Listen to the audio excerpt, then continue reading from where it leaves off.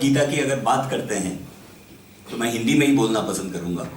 वैसे तो संस्कृत बोलना चाहिए, बट ना मेरे को आती है ना सुनने वालों को आती है। अच्छा लग रहा है यहाँ आके, और जिस तरह से एक्टिविटीज का सुना, आज की एक्टिविटीज का सुना और पीयूष ने एक्टिविटीज का बताया, so it's a very good forum to discuss many things. Bhagavad Gita की जहाँ तक बात है, मैं जहाँ भगवत गीता पर बोलता हूँ कभी भी, तो सामने कोई ऐसा नहीं होता जो उसके बारे में बहुत कुछ जानता है। और यहाँ मेरे को एक गार्ड मिला हुआ है, जोशी इज देयर, तो कोई गलती होएगी तो ही कैन रेक्टिफाई दैट। कोई भी हम बुक को देखते हैं, कुछ भी स्क्रिप्चर को देखते हैं, तो जो राइटर होते हैं वो लोग उसका कंक्लूजन जो होता है, वो लास्ट में जो कंक्लूजन आता है उसको समझना हमको जरूरी है कि what this scripture is objected for, मतलब क्यों हमको इसको पढ़ना चाहिए। There are 700 shlokas verses in Bhagavad Gita, everybody must be knowing because this is being talked here. Last जो श्लोक है, किसी को अगर आता है तो बताएंगे, because I should know my audience also. मैं एक यत्र योगेश्वरो कृष्ण तत्र पार्थो धनुर्धरः, यानी जहाँ भगवान श्री कृष्ण हैं और जहाँ भगवान के भक्त श्री अर्जुन हैं, वहाँ पे विजय, ऐश्वर्य, ये सभी गुण होते हैं। तो हम एक बार कुछ संस्कृत में बोलेंगे। मैं हर श्लोक में 4 चरण होते हैं, 4 पद होते हैं, तो मैं एक बोलूंगा, पीछे से आप एक वही रिपीट करेंगे। तो ये श्लोक अगर हम इतने दिनों से भगवत गीता सुन रहे हैं, उसके बारे में जान रहे हैं, तो ये श्लोक आना चाहिए, या कोई बोल रहा है तो पता होना चाहिए ये श्लोक है। यत्र योगेश्वरः कृष्णो यत्र योगेश्वरः कृष्णो यत्र पार्थो धनुर्धरः यत्र पार्थो धनुर्धरः तत्र श्री विजयोर्भूतित् तत्र श्री विजयोर्भूतिः ध्रुवा नीतिर् मतिर्मम। ध्रुवा नीतिर्मम। तो इसका जो शाब्दिक अर्थ है वो है, जहां योगेश्वर भगवान श्री कृष्ण हैं और जहां अर्जुन है, जहां धनुर्धर अर्जुन है, वहां जीत होगी ही होगी, ऐसा मेरा मत है। और ये किसने कहा? लास्ट श्लोक जो कहा है वो संजय ने कहा है, but it is conclusion of the entire conversation which he heard with his eyes. कौन सी आईज? डिवाइन आईज, दूर दृष्टि, डिवाइन आईज, जो उसको वेद व्यास जी ने दी थी इस इवेंट के लिए।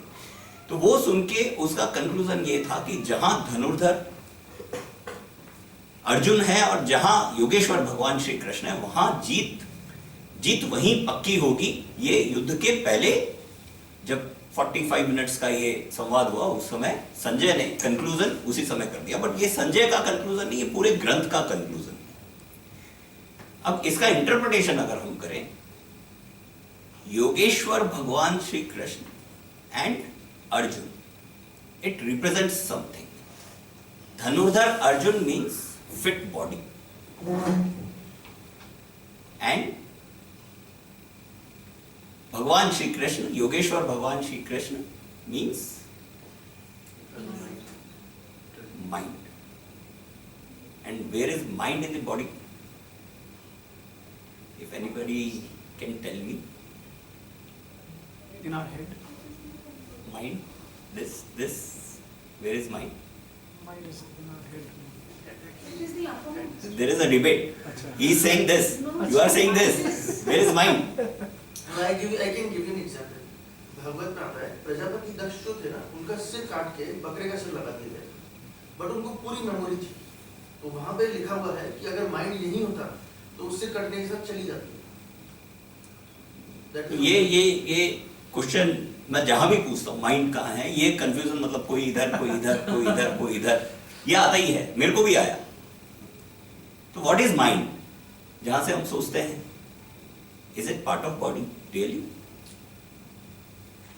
Should be. यहां जो है we are getting confuse with brain, that is part of body, जहां सारे हमारा नर्वस सिस्टम जहां से कंट्रोल होता है वो है।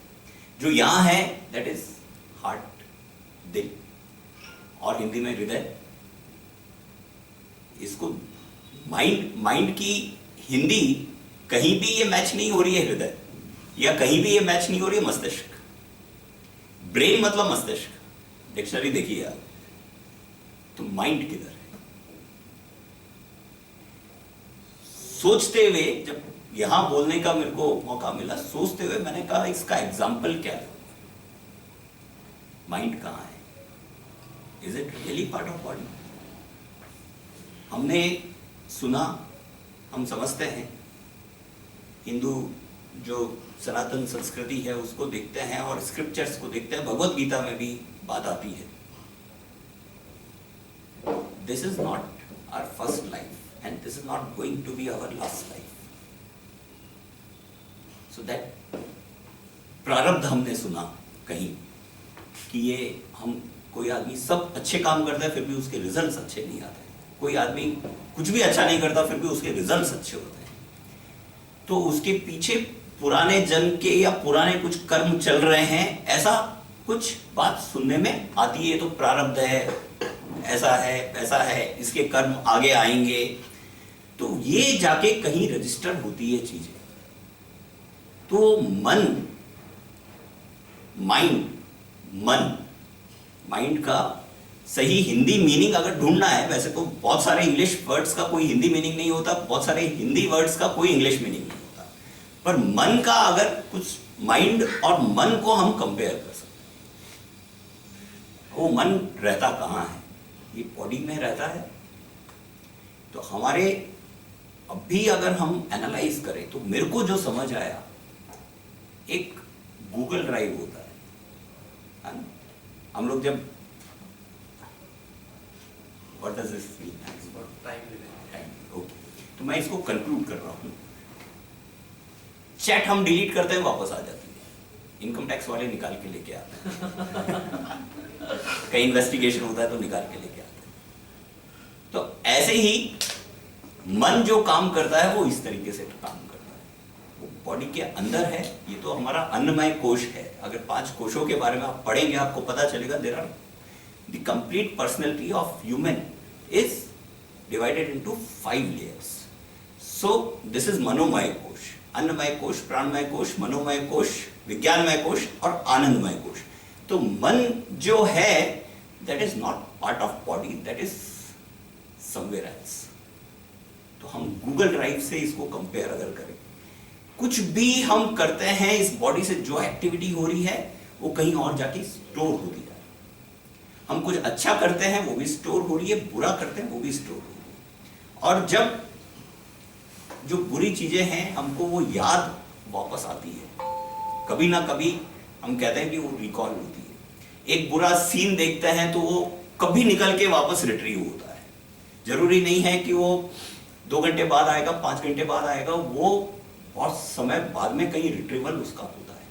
कुछ भी कहीं हमने टच किया वो मेमोरी स्टोर हो गई। तो आज हम कुछ भी कंटेंट देखते हैं इंटरनेट पर, हमने ये देखा, इट इज स्टोर्ड समवेयर। 20 दिन तक हम नहीं देखते हैं तो वो हमको बार बार फेसबुक पर नहीं आएगा, दूसरा कंटेंट आने लगेगा। बट एक बार देखा तो वापस पुराने वाले सब रिपीट हो जाएंगे। तो मन ऐसे काम करता है। तो अगर कुछ बुरे एक्सपीरियंसेस उसमें हैं तो उसको खत्म करने का यही तरीका है कि 20 दिन जैसे हम दूसरा कंटेंट देख रहे हैं तो वो रिट्रीव नहीं होएगा, और उसके बाद कभी नहीं देखेंगे तो नहीं होएगा। तो इस तरीके से हमको प्रैक्टिस करनी पड़ेगी। मैं 4 श्लोक लिख के लाया था आज बात करने के लिए। एक में शायद पूरी बात नहीं हो पाई, उसकी भी बहुत लंबा टॉपिक है ये भी, but body fitness, mind fitness, ये जहां है वहां, और ये दोनों एक दूसरे के पूरक भी हैं।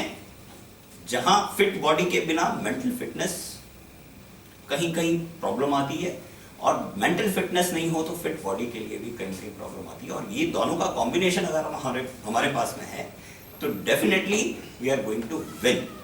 और विन किस पे करना है हमको, दूसरों पे नहीं, विन खुद को ही करना है। हम हमारे कंट्रोल में, हमारा मन हमारे कंट्रोल में है कि नहीं, हमारी बॉडी हमारे कंट्रोल में है कि नहीं, जो हम चाहते हैं वो कर सकते हैं कि नहीं।